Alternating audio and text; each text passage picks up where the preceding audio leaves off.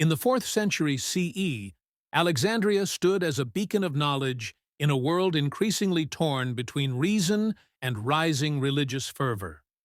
Founded by Alexander the Great and home to the legendary library and museum, it was a city where mathematicians, astronomers, physicians, and philosophers once roamed freely.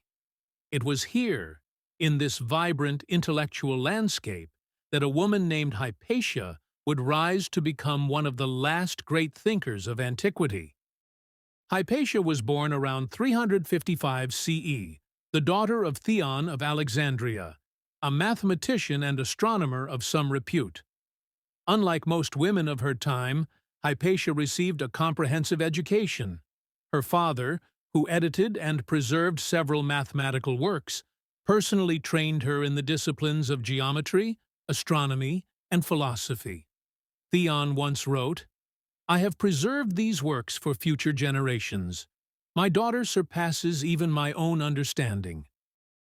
Hypatia's education was grounded in the Platonic tradition. She studied Plato, Aristotle, and Plotinus, and became one of the leading Neoplatonists in Alexandria. Her teaching focused on the elevation of the soul through reason and the pursuit of truth through mathematics and philosophy. To Hypatia, philosophy was not mere speculation. It was a spiritual discipline that could lead to the divine. As a mathematician, Hypatia edited and taught the works of Apollonius of Perga on conic sections and possibly contributed to revisions of Ptolemy's Almagest. Her grasp of geometry and number theory placed her among the top scientific minds of her age. Mathematics, for Hypatia, was not just practical, but metaphysical, a way to understand the order behind the universe. Hypatia did not write treatises of her own that have survived, but her influence was profound. She taught publicly at the Neoplatonic school in Alexandria, where she drew students from across the Roman Empire. One of her pupils, Synesius of Cyrene, would become a Christian bishop, and in his letters he praised her wisdom and guidance. "You have taught me to love the truth more than opinion." In an era when few women were educated, and even fewer dared to teach publicly, Hypatia stood as a symbol of female intellectual authority. She wore the philosopher's robe, drove her own chariot through Alexandria's streets, and conducted public discussions with elite citizens. Her presence challenged gender norms and reinforced the power of reason, regardless of the speaker's gender. Her turn, but Hypatia's life unfolded in a time of unrest. Alexandria, once a melting pot of pagan, Christian, and Jewish cultures, was fracturing. The rise of Christianity as the dominant force in the Roman Empire led to growing hostility toward classical knowledge and its pagan associations. Hypatia, a symbol of Hellenistic learning, found herself at the center of this cultural collision. Cyril, the Patriarch of Alexandria, sought to consolidate Christian authority in the city.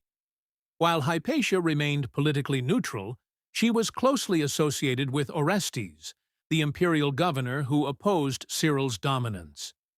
To many Christians, her association with the old ways, philosophy, astronomy, and pagan traditions, made her a threat to the new order. Though she taught Christians and pagans alike, rumors spread that Hypatia used magic and astronomy to manipulate Orestes. In the volatile environment of Alexandria, such whispers carried deadly weight.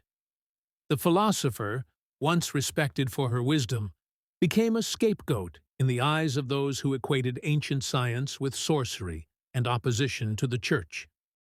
In March 415, a mob of Christian zealots, likely members of the paramilitary group known as the Parabolani, seized Hypatia. She was dragged through the streets to a church, stripped, and brutally murdered. Ancient sources like Socrates' Scholasticus recorded the horror. They tore her body in pieces and took her mangled limbs to a place called Cinaron, and there burnt them. Her death marked not only the end of her life, but symbolically, the twilight of classical learning in the Western world. With Hypatia's brutal murder, Alexandria lost more than a philosopher. It lost a symbol of the harmony between science, philosophy, and open discourse. Her death sent shockwaves through the intellectual world, a warning to those who still held fast to the ideals of inquiry. The once great library was already in decline, and now the brightest star of its final generation had been extinguished. Despite her death, Hypatia's ideas lived on through her students. Synesius of Cyrene, her most famous disciple, carried her teachings into the Christian world. Though he embraced Christianity, he remained deeply loyal to Neoplatonism and often merged her philosophical insights into his writings. In one letter, he called her mother, sister, and teacher in all things. Hypatia's instruction wasn't confined to technical knowledge. She taught the unity of all disciplines, the interconnectedness of numbers, nature, the stars, and the soul. In her Neoplatonic worldview, reason was a sacred tool, and understanding the cosmos was a spiritual journey. Her lessons reflected a belief in balance between science and wisdom. Many of the works attributed to Theon, especially commentaries on Euclid's Elements and Ptolemy's Handy Tables, were likely edited or co-authored by Hypatia. Historians believe that without her efforts, these ancient texts may not have survived through the centuries. Her mathematical lineage endured, invisibly woven into the structure of medieval and later scientific thought. Though telescopes would not exist for 1,000 years, Hypatia and her contemporaries used precise instruments to study the heavens. She likely taught the use of the astrolabe and may have helped refine the hydrometer, a device for measuring the density of liquids. Such tools reflect the rigor of ancient science that she embodied. Hypatia never renounced her pagan identity, but she was no enemy of religion. She did not preach against Christianity, nor did she try to preserve paganism through rebellion. Her crime, if any, was to remain a philosopher in a time when truth was increasingly dictated by theological authority. This quiet resistance made her dangerous to ideologues. Hypatia's death coincided with a broader transition. The Roman Empire was fragmenting, and the Eastern Church was consolidating power. In this new order, intellectual authority moved from the academy to the altar.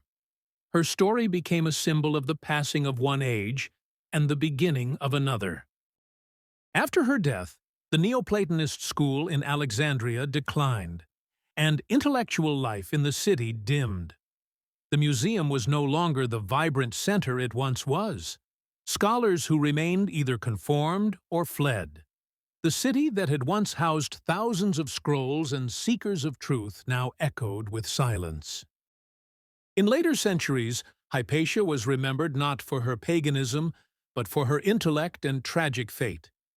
In the Enlightenment, philosophers like Voltaire and Diderot held her up as a martyr to reason. Voltaire wrote, "She was the last of the philosophers and the first of women to die for free thought." In modern times, Hypatia became a symbol of intellectual freedom, women's rights, and the conflict between science and dogma. Her name has been used for asteroids, educational institutions, novels, and films. The 2009 film Agora portrayed her as a humanist caught in a world descending into religious extremism. Today, scholars study Hypatia not just for her contributions to math and astronomy, but for what she represents. She was a bridge between classical science and the coming medieval world.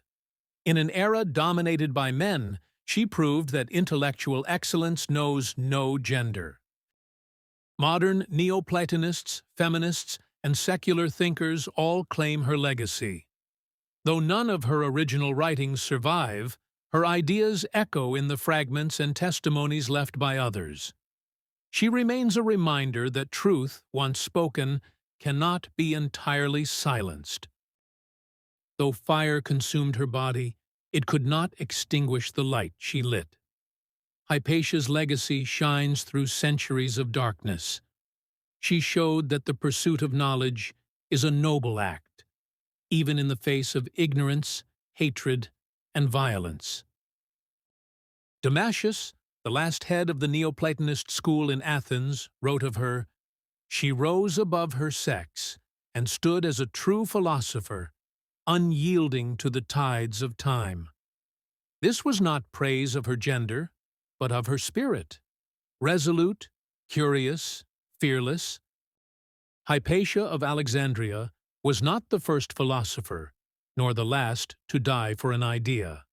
But in a city once dedicated to knowledge, she was its final guardian. Her story is not only about what was lost, but what must be remembered. That reason, when threatened, must be defended, even by those who face the flames.